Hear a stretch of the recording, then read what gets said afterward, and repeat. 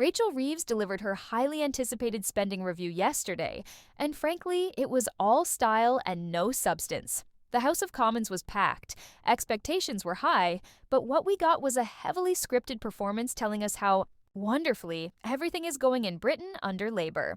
Reeves proclaimed that every day it becomes clearer that Labour, and only Labour, has a credible plan for Britain's renewal.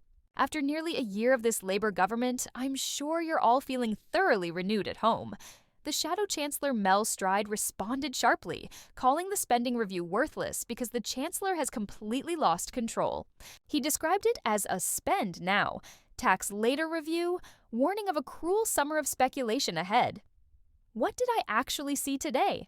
Massive promises for huge health spending increases, proposed departmental cuts that may or may not happen, and big promises about reducing asylum costs. But really, there wasn't much substance. This government's spending is spiraling out of control, and I believe the tax burden will inevitably rise when the autumn budget arrives. To break this down properly, Liam called it a nothing burger, pure political theater. He described it as Rachel Reeves living her wet dream, making spending pledges to delight the Labour left without explaining how to pay for them. Crucially, she completely ignored the financial markets. Let me explain the numbers. In simple terms, back in October 2022, during the Liz Truss mini-budget crisis, government borrowing costs peaked at about 4.6%. The BBC went into complete meltdown about the end of the world. Today, those borrowing costs have been way above that peak for months, exceeding 5% for 30-year money. Reeves should have reassured financial markets about reining in public spending, but instead she's put the economy in irons for the entire summer. If you're finding this as concerning as I am, make sure to subscribe because we'll be tracking every development through this crucial period. The employment figures released yesterday were disastrous. Vacancies are down, meaning employers aren't even advertising jobs. From my business activities and board positions, I know hiring has stopped because of worries about employer national insurance contribution rises. The threshold dropped from $12,000 to just £5,000, affecting even students trying to get bar work. Labour's employment rights bill takes us back to the 1970s with excessive trade union power. Large companies with compliance departments might manage, but small businesses with 5 employees face the same rules without the resources to cope.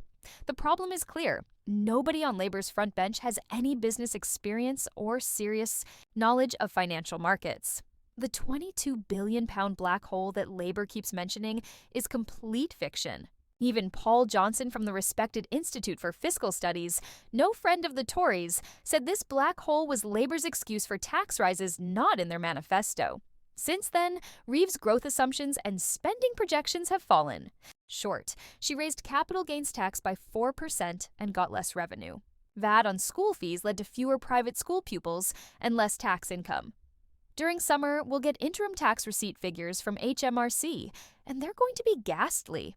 This will set hairs running about October's tax rises. No more investment, and much less hiring are inevitable. Projected borrowing for this year is £150 billion, almost exactly matching the 2008 bailout figure. Despite inflation since then, it's a gigantic number.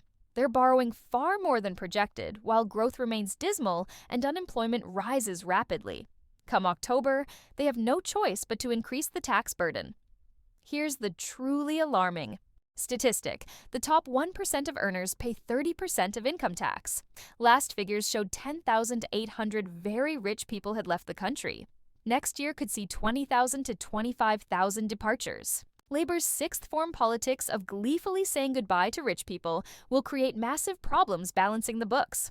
Subscribe now if you want the unvarnished truth about what's really happening to our economy.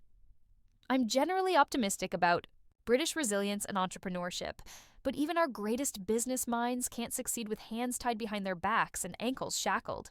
This government is waging war on the private sector while protecting the public sector at all costs.